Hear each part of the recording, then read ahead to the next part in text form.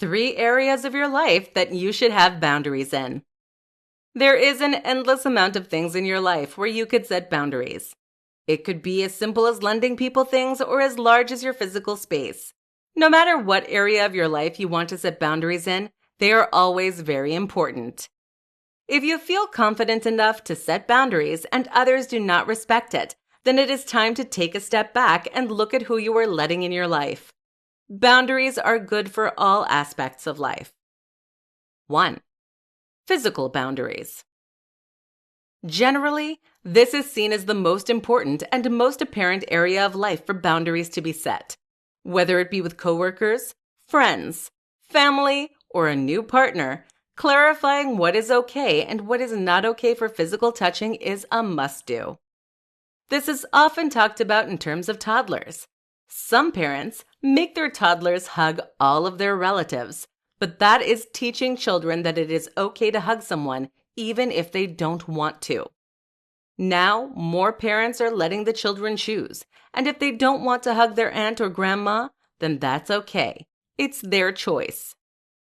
This is a very basic way of teaching what boundaries are and how they are okay. However, if you are an adult, boundaries can go much further and be much more difficult to set. You should never feel like you have to let someone touch you, or you have to do this or that with someone. You are in charge of your body, and you should control who can touch you. 2.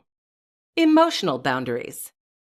With an ever-growing look into the mental health of people, emotions and someone's emotional state has become so important. Even if you have no known mental illnesses, making sure that you have emotional boundaries can help you greatly in the long run. One way to set emotional boundaries is by deciding how much you will share about your private life. If you just meet someone, then only share as far as who you are on social media. If you're starting to seriously date someone, then maybe let them in a little more. Things like this will make sure your emotions do not get damaged by others who know about your life. Remember, though, you are only responsible for your own emotions. If someone else reacts badly to you not sharing a lot, then that is their problem. Walk away from the situation and keep your emotions healthy. 3. Time boundaries. This is a big one when trying to change aspects of your life or in your life. Time boundaries mean that you figure out what and where you want to spend your time.